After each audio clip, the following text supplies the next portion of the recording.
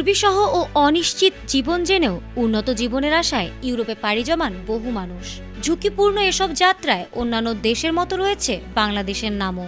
এর আগে ইতালিতে অবৈধভাবে প্রবেশের শীর্ষে ছিলেন দেশের অনেক মানুষ। তবে নতুন উদ্বেগের বিষয় হলো এবার কেবল ইতালি নয়, বরং গোটা ইউরোপে এ তালিকার শীর্ষে উঠে এসেছে বাংলাদেশের নামই। কিন্তু কেন?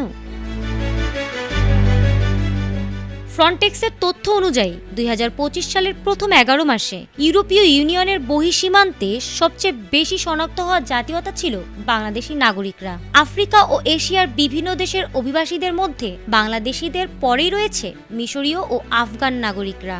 সীমান্ত নজরদারি ও নিয়ন্ত্রণ ব্যবস্থা কঠোর করা হলেও বাংলাদেশিদের অনিয়মিত অভিবাসনের প্রবণতা কমেনি বলে জানিয়েছে সংস্থাটি। ইউএনএইচসিআর এর পরিসংখ্যানে আরও উঠে এসেছে ভূমধ্য সাগরীয় বিভিন্ন ঝুঁকিপূর্ণ রুট ব্যবহার করে ইউরোপে পৌঁছানো অভিবাসীদের মধ্যে বাংলাদেশিরা অন্যতম প্রধান জাতীয়তা। বিশেষ করে সেন্ট্রাল ভূমধ্যসাগর রুট লিবিয়া হয়ে ইতালির উপকূল ও গ্রিসের বিভিন্ন দ্বীপ বাংলাদেশিদের মধ্যে সবচেয়ে বেশি ব্যবহৃত হচ্ছে। ফ্রন্টেক্সের মতে লিবিয়া ভিত্তিক মানব পাচার চক্রগুলো এই যাত্রায় বড় ভূমিকা রাখছে। সংস্থাগুলো বলছে অর্থনৈতিক চাপ, কর্মসংস্থানের সীমাবদ্ধতা এবং বিদেশে ভালো আয়ের প্রত্যাশা বাংলাদেশিদের ইউরোপমুখী হতে প্রলুব্ধ করছে। মানব পাচারকারীরা এই দুর্বলতাকে কাজে লাগিয়ে বিপজ্জনক সমুদ্রযাত্রার ফাঁদে ফেলেছে অনেককে।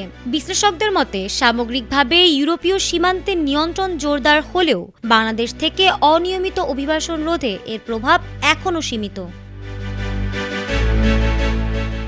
ফারহানা হক, এটিএন বাংলা।